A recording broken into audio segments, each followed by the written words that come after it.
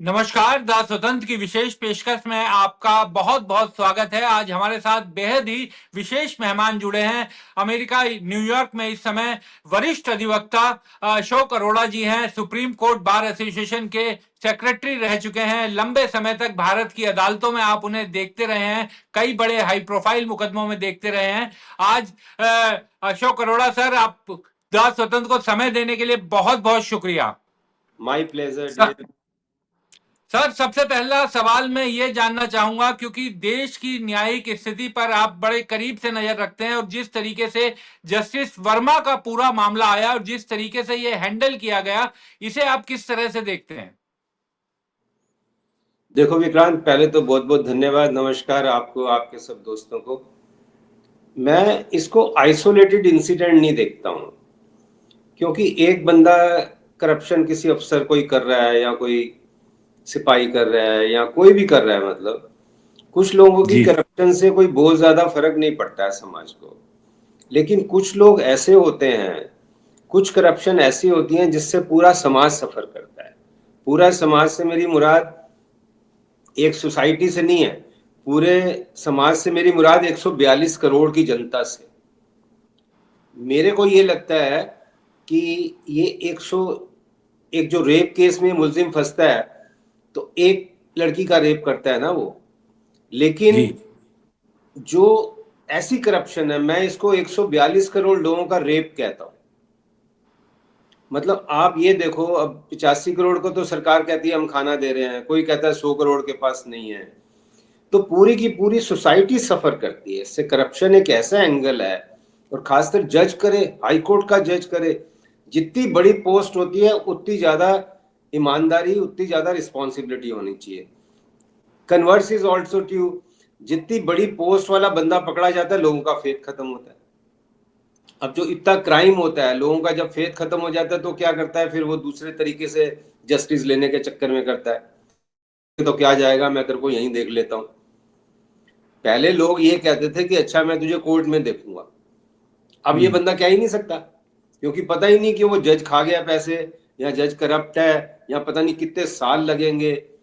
तो पूरा सिस्टम में, इसलिए बड़े अफसोस की बात है, मतलब मैं तो इतने दिन से इस इशू पे अब बात कर रहा हूँ, हर बार मतलब दिल बैठ जाता है कि वाकई ये सच है, मैं सच देख रहा हूँ।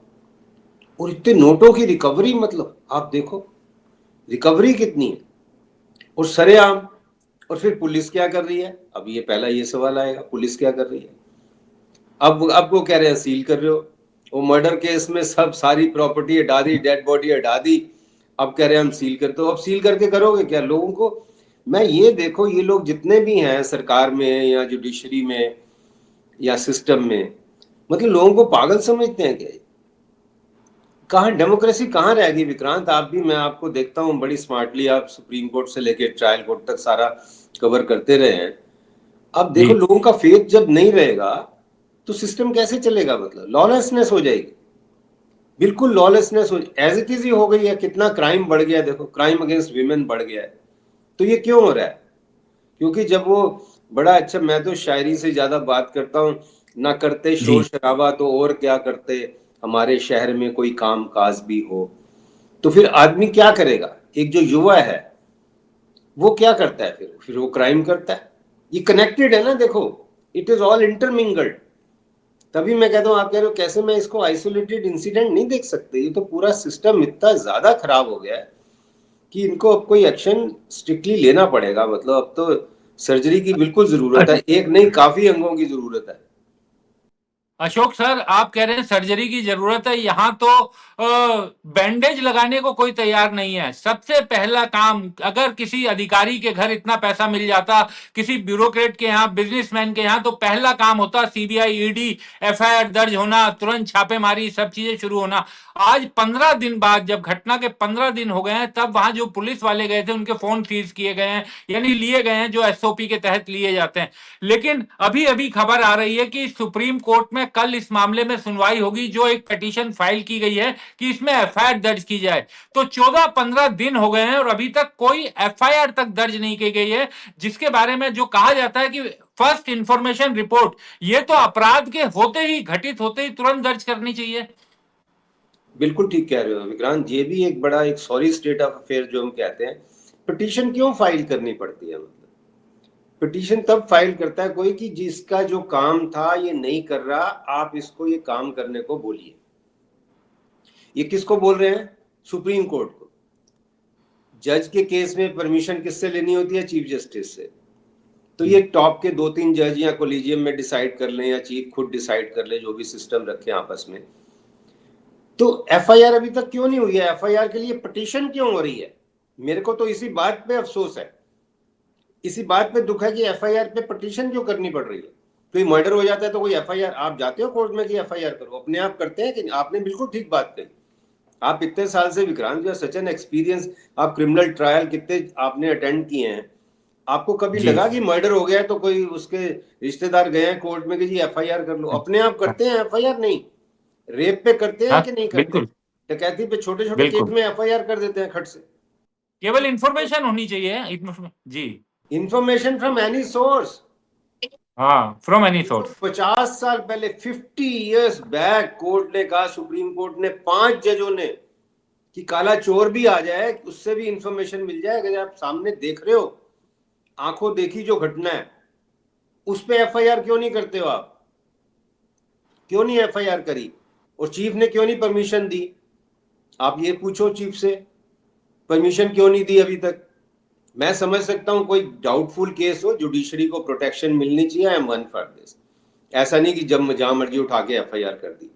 लेकिन जो सामने केस है, which looks to a naked eye, जो कहते हैं कि आंखों देखी, वो कहते हैं ना मक्खी नहीं आप खा सकते, आपके सामने हो रहा है, जी रेप हो रहा है, मर्डर हो रहा है, डिकॉइटी हो रही है, इतने करोड़ बोरे मिल गए, वो वीडियो चल रहा है, आप सोच क्या रहे हो? What are you thinking? फिर एक और बात विक्रांत बड़ी जरूरी है, एफआईआर में मुसीबत क्या है? एफआईआर से क्या सजा हो जाएगी क्या? एफआईआर इसलिए उसके होती है, बाद तो इन्वेस्टिगेशन शुरू होगी। इन्वेस्टिगेशन। इन्वेस्टिगेशन होगी। इसका मतलब आप हम्म। इन्वेस्टिगेशन ही नहीं चाहते। तो अब सवाल ये आएगा, मैं तो क्योंकि क्रॉस में बात करता हूं, आप अब जी साबित हो गया, ये तो सारी दुनिया को साबित हो गया कि 14 तारीख की रिकवरी की अखबार में खबर 21 को छपी, तो 7 दिन तक तो इन्होंने हवा ही नहीं लगने दी। ये कौन? बिल्कुल। पुलिस किसके अंडर है? किसके अंडर है हम्म। पुलिस? ये होम मिनिस्टर और प्राइम एमएचए। मिनिस्टर को जवाब देना चाहिए कि नहीं? होम मिनिस्टर और प्राइम मिनिस्टर रिस्पॉन्सिबल है कि मतलब क्यों नहीं हुई, मतलब सारी रिकवरी जो सीजर मीमो क्यों नहीं बना, खबर क्यों नहीं आई? Chief is also responsible. Chief को खबर 15 तारीख से मिल रही है, ये तो खातों में आ गया कि 15 को दिल्ली चीफ ने उनको बता दिया। वैसे तो सेम डे ही पता होगा, ये हो ही नहीं सकता। पुलिस को एक चीज पता हो और ऐसी चीज प्राइम मिनिस्टर, होम मिनिस्टर और चीफ जस्टिस तक ना जाए, कौन कौन मानेगा इस बात को? तभी मैं कह रहा हूं, ये किसको पागल बना रहे हैं? पागल नहीं बना रहे, जबरदस्ती ये तो चला रहे हैं। लोगों को तो सब समझ है। ये वो कौन सा राजेश खन्ना की एक पिक्चर थी, ये पब्लिक है सब जानती है। जानती। तो पब्लिक तो सब जानती है। पब्लिक घर बैठे यहाँ तो रो रही है, यहाँ अफसोस कर रही है, या आपका अफसोस कर रही है। मैं तो ये कहूंगा कि कैसे लोग बन गए हमारे वो जो का प्यासा पिक्चर में, बताओ 50 साल पहले उसने कहा, जरा हुक्म के रहनुमा को बुलाओ, ये कूचे ये बाजार गलियां दिखाओ, जिन्हें नाज है हिंद पर वो कहाँ है। वो पब्लिक आज फिर से पूछ रही है, जो गुरुदत्त ने 50 साल पहले पूछा था, आज तो उसकी मल्टीप्लाई हो गई है नाइंसाफी की, बेइंसाफी की। कुछ नहीं, आम आज 50 रुपए मिल जाए क्लर्क से, उसको कहते हैं no no will not tolerate corruption. Corruption. 50 रुपए, 50 रुपए पे सुप्रीम कोर्ट सजा कर देती। 50 रुपए, ओनली 50 रिकॉर्डेड केस है, 50 रुपए पे सजा, और 15 करोड़ पे आप मौज कर रहे हो। आपने वहां पे क्यों नहीं अशोक सर, इसमें जी? सर जिस तरीके का ये पूरा वाक्य रहा, इसमें क्या होना चाहिए था? जैसे ये इंसिडेंट सामने आया, जिस दिन की घटना है उसी दिन निश्चित तौर पर चीफ को और दिल्ली हाईकोर्ट चीफ को, इन सबको जानकारी जरूर पहुंची होगी। ऐसा नहीं हो सकता, मुझे नहीं लगता कि दिल्ली पुलिस ने जानकारी ना दी हो। ऐसा तो बिल्कुल नामुमकिन लगता है। और अगर ऐसा हुआ है तब तो दिल्ली पुलिस कमिश्नर भी सवालों के घेरे में। सर मैं ये जानना चाहता हूं कि क्या इसमें होना चाहिए था, और आपको क्या लग रहा है कि ये जो चूक की गई है इससे क्या नुकसान होगा? होना चाहिए था बिल्कुल 1 मिनट में, बच्चा भी डिसाइड कर लेता। सबसे पहले तो चीफ को तो खबर हो ही गई। होम मिनिस्टर, प्राइम मिनिस्टर को भी ये डायरेक्शन देनी चाहिए थी कि वहां से कोई एविडेंस गड़बड़ ना हो, कोई चीज हटे ना। उनकी मर्जी के बिना हट नहीं सकती थी। अगर आप ये कहो कि होम मिनिस्टर या प्राइम मिनिस्टर के बिना सब कुछ एविडेंस हट गया तो कोई मानेगा नहीं। उनकी ये ड्यूटी थी कि सब प्रॉपर इन्वेस्टिगेशन हो। चीफ की ड्यूटी थी कि उसी टाइम अपने कोलिजियम के 3-4 जो भी अवेलेबल थे टॉप के, उनसे बात करके फटाफट 1 घंटे में, आधे घंटे में, 15 मिनट में ये डिसाइड कर सकते थे, रिकवरी हो गई। Where is the discussion? Where is the discussion? अगर हम आप मिलते कि कैसे डिस्कशन होता है? कमेटी मीटिंग क्या करती है? आपने एक फोन करना है, वहीं आसपास 5-5 मिनट के डिस्टेंस पे ही रहते हैं सारे, किस लिए फैसिलिटी दी हुई? बिल्कुल। आप बात करो। और क्या डिस्कशन? हर बंदा चीफ पूछता कि हाँ क्या कहते हो, कहता बाकी लोग कहते क्या डिस्कशन क्या है? What is the discussion? Tell them to register FIR and investigate as per law. मतलब आप ये भी नहीं कह सकते कि मेरे जो रिश्तेदार है, मेरा या दोस्त है या कलीग है, उसके खिलाफ इन्वेस्टिगेशन कर लो। कितना इंसानियत कितनी गिर गई है। और बार बार मैं कहता हूं क्योंकि इसकी वजह से 142 करोड़ सफर करता है। आपके पास मेडिसिन नहीं है, आपके पास एजुकेशन नहीं है, आप देखो रोजगार नहीं है, वीमेन सेफ्टी नहीं है, और लोगों को बोलने की आजादी नहीं है। सारा यही तो रीजन है। This is the cause, root cause ये है। इन्वेस्टिगेट करते हैं, और जिस टाइम आए थे वहां पे घर पे पहुंचे ये महाराज अपने, उसी टाइम अरेस्ट करना चाहिए था, कस्टोडियल इंटेरोगेशन। जस्टिस वर्मा को गिरफ्तार किया जाना चाहिए था। 100%। अरे बाबा, जब आपने एफआईआर की, खाली एफआईआर की परमिशन लेनी है जज से, और ऐसे केस में जो आप कहते हो कि आंखों को दिख रहा है, उसमें परमिशन तो ऑटोमेटिक होगी, और परमिशन होते ही एफआईआर होगी तो इन्वेस्टिगेट होगा, जैसे आम आदमी का होता है, कस्टोडियल इंटेरोगेशन होता है। उनका फोन सीज नहीं किया, पुलिस वालों के फोन सीज का। देखो ना, वो मुलजिम आया घर पे, और मुलजिम ने आके सारा वो अपना एविडेंस वगैरह, पता नहीं पैसे कहाँ गए, कितने बचे थे, कितने जल गए थे, किसी को पता ही नहीं है। वो राज कर रहा है। वो एक बार मैंने कई अखबार में ये भी छपा कि एक दिन सुबह जब पुलिस आई है उन्होंने कुछ पूछताछ करने, उन्होंने कहा नहीं अभी जज साहब मिलना नहीं चाहते। जज साहब एक्यूज्ड है, he is accused of heinous crime. 142 crore के मर्डर का उस पर चार्ज है, और आप उससे पूछ रहे हो जी आ जाए अंदर सर, जय हिंद सर। जय हिंद सर कर रहे हो, उसको अरेस्ट करो ना। कस्टोडियल इंटेरोगेशन 1 घंटे में पुलिस बकवा लेती सारा कुछ, सारा एविडेंस आ जाता। अब कौन कौन इसमें छुपे हैं? कोई कहता है कोई किसी मशहूर पत्रकार का बेटा कोई वकील है वो फंसा हुआ है, कोई इंग्लैंड में सेटल वकील है, कोई वो फंसा हुआ है, कोई बिल्डर है। अब सारी पब्लिक लोग अब तुक्केबंदी चल रही है। लेकिन ये सब तो तभी पता चलेगा ना सर जब कुछ ऑफिशियली बताया जाएगा, या वरना तो इस तरह कयास चलते ही रहेंगे। लोग, वकील, जुडिशरी, सब जगह कयास चल रहे हैं और बदनाम हो रहे हैं। ये जितना छुपाते हैं बात को, ये बेसिक जो साइंस भी है, और सुप्रीम कोर्ट ने कई बार कहा कि सनलाइट जो है ना, that is the biggest disinfection. Sunlight मतलब सामने सबको दिखाओ क्या हो रहा है। जितना आप छुपा रहे हो उतना और बदनाम कर रहे हो, उतना और लोगों पे टॉर्चर कर रहे हो। ये तो बदनाम खैर क्या होंगे, ये तो इम्यून हो गए सारे। ये बदनामी से इम्यून हो गए, क्योंकि इनको सरकार को चाहिए होता है कि 20-30% लोग वोट दे दें, सरकार चलाते जाओ, कोई इलेक्शन कमीशन मैनेज कर देगा, कोई ऐसे कर लेंगे किसी तरह, बस सरकार चलती जाए। सारा फोकस जो है स्टेटस को में है। जुडिशरी का भी इसमें चलने दो यार। हर बंदा सोचता है मैं तो 6 महीने साल हूं, मैंने क्या करना है। तो बस ऐसे ही वो 6 महीने साल रहता। मैं तो कितने साल से, मेरे को याद नहीं कि ठाकुर साहब के बाद कोई ग्रेसफुल चीफ मैंने देखा भी हो। एक के बाद इतने एलिगेशन आ रहे हैं, एक के बाद इतने एलिगेशन आते हैं। वो महाराज, उनके खिलाफ एलिगेशन लगता है, वो अपनी कोर्ट खुद ही होल्ड कर लेते हैं, लाओ सुनाओ मेरे खिलाफ क्या मुकदमा है। गोगोई 2 दिन बाद जज बन जाते हैं, वो राज्यसभा चले जाते हैं। राज्यसभा। चंद्रचूड़ को देख लो।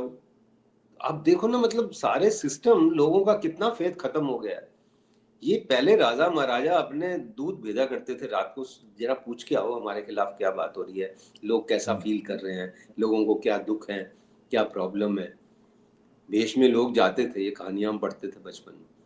तो इनको तो कहानियां भी पढ़ने की जरूरत नहीं है, इनके तो रोज इनके खिलाफ छप रहा है, तब भी शर्म नहीं आ रही। मतलब सोचो सर। एक चीज मैं आपसे ये जानना चाहूंगा कि एक तो ये 7 दिन बाद ये खबर मीडिया के जरिए अखबार के पहले पन्ने पर छपी, तब पूरे देश को पता चला कि ऐसी घटना हुई है।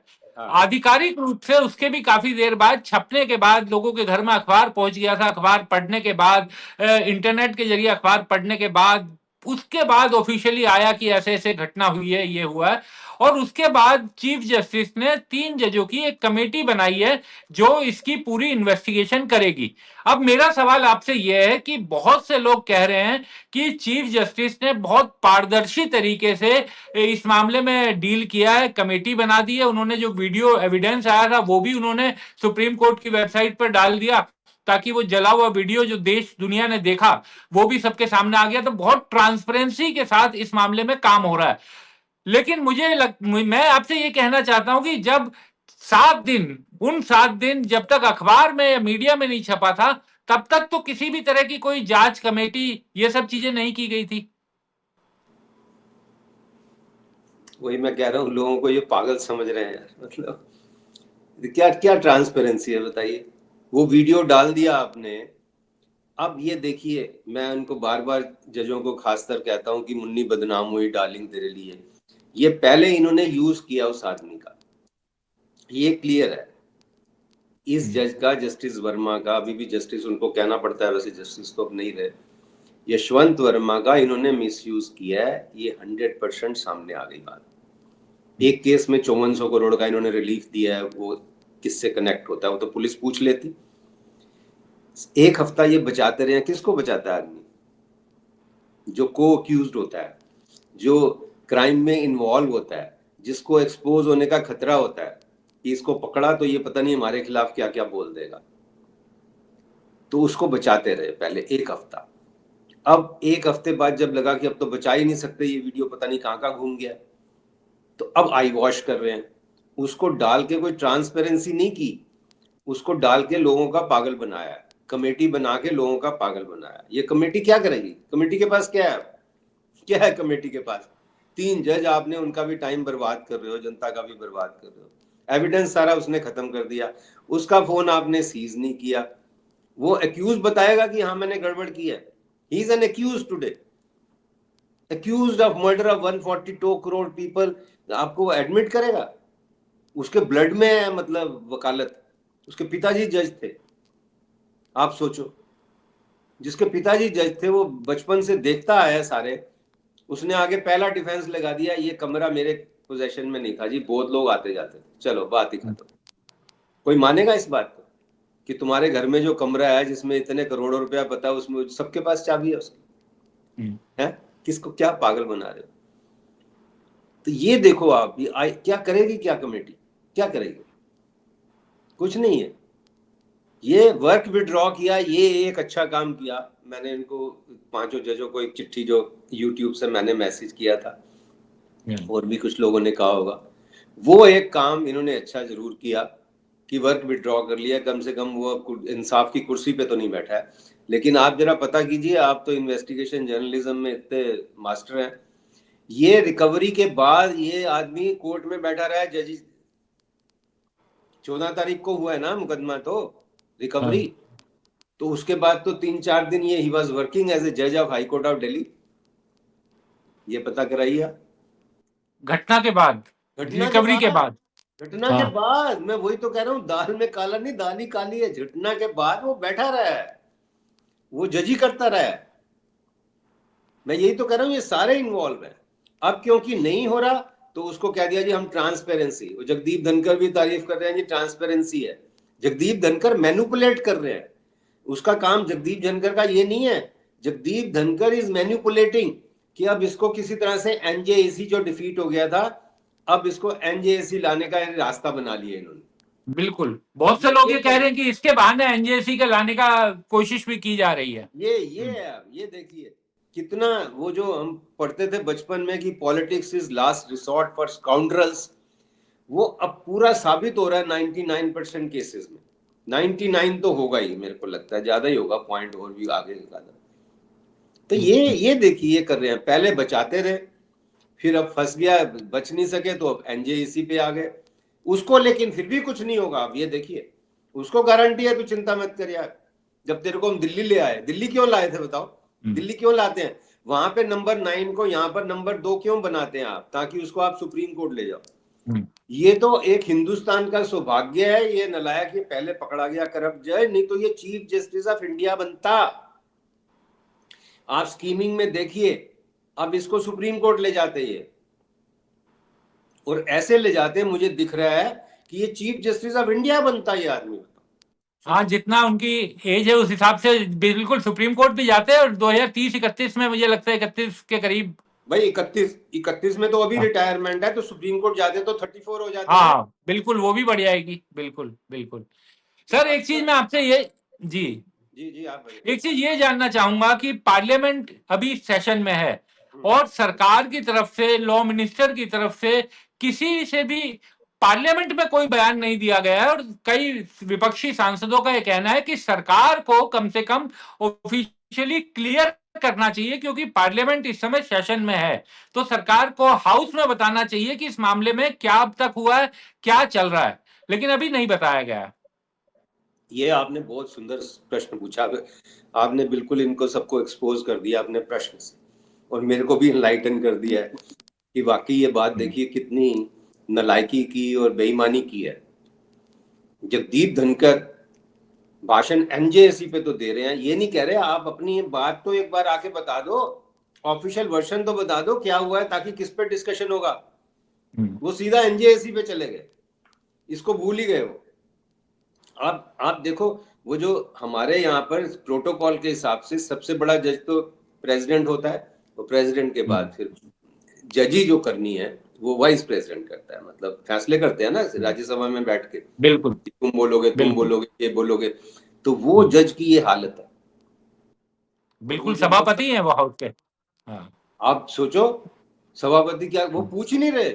जो आपने सवाल पूछा है, आई सैल्यूट योर इंटेलेक्ट, कि ये कम से कम एक ऑफिशियल वर्जन तो बताओ कि ये है। हम कॉलेज स्कूल में क्या होता था, टीचर टॉपिक बता देता, ये टॉपिक पे इसके बोलो, आप इधर बोलो, आप बोलो।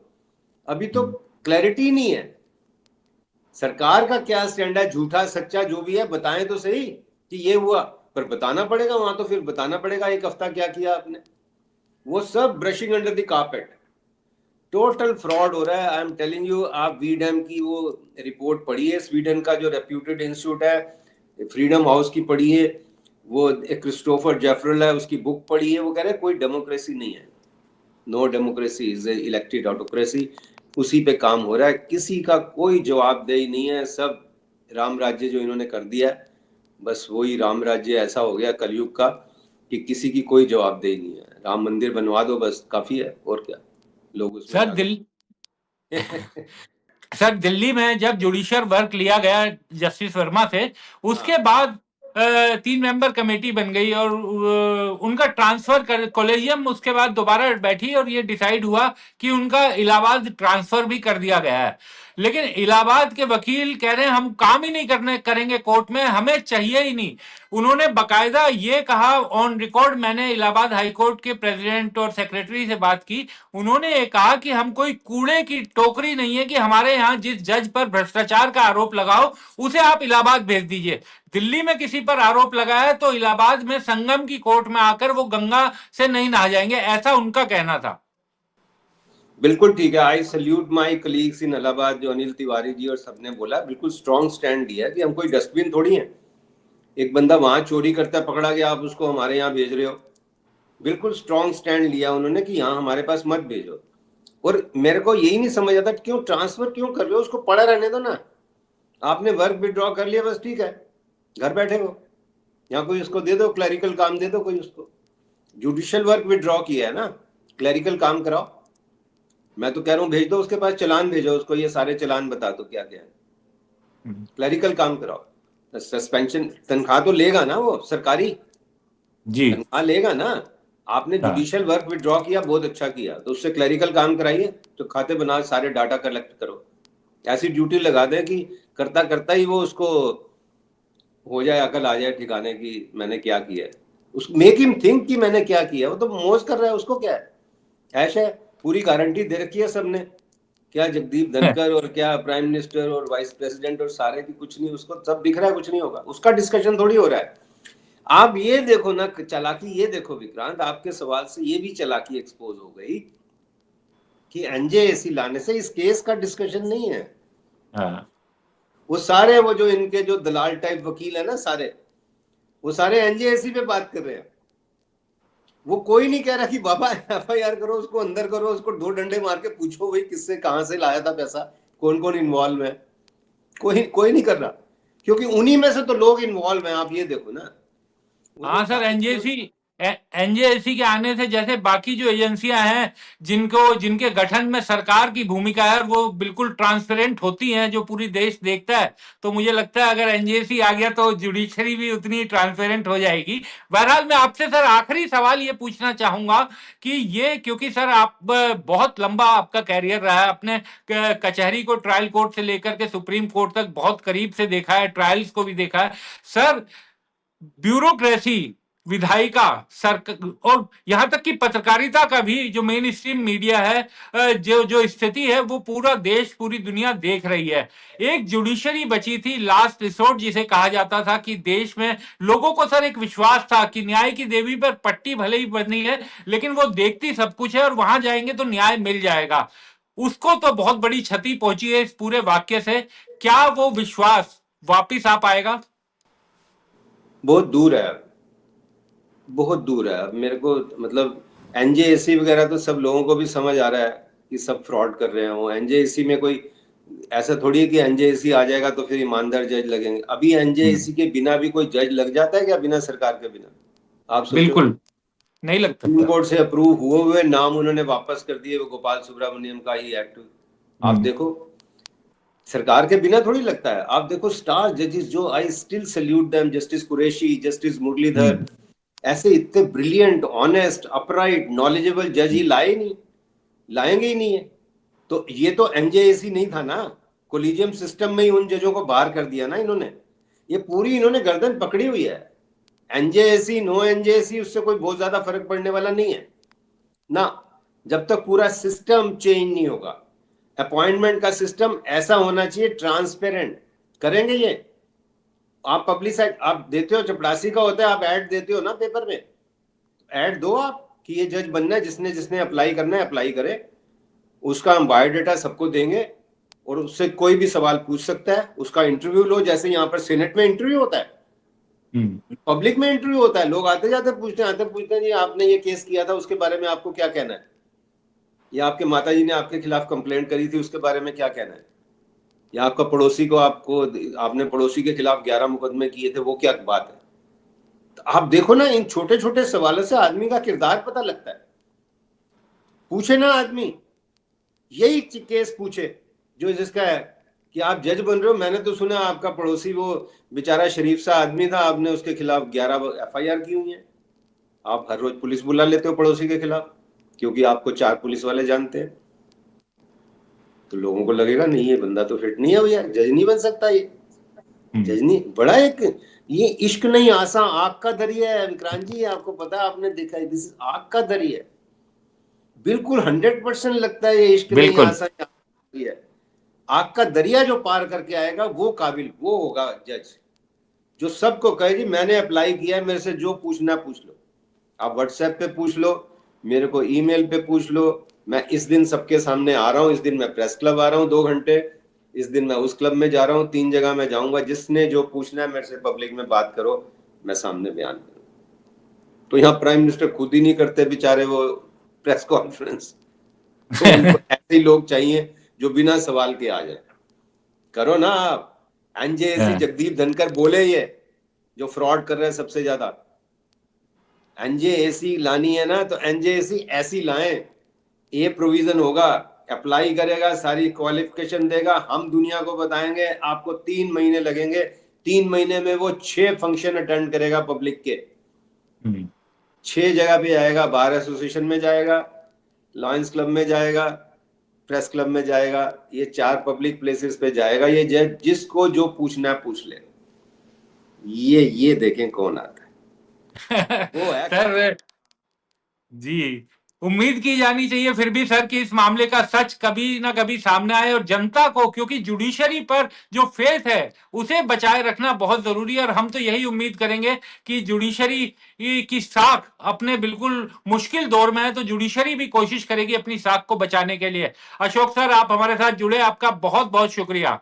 Thank you. तो दर्शकों से अनुरोध है कि हमें देखिए, लाइक कीजिए, इसी तरह ज्वलंत मुद्दों पर आपकी विशेषज्ञों से बातचीत करवाते रहेंगे। बहुत बहुत शुक्रिया सर।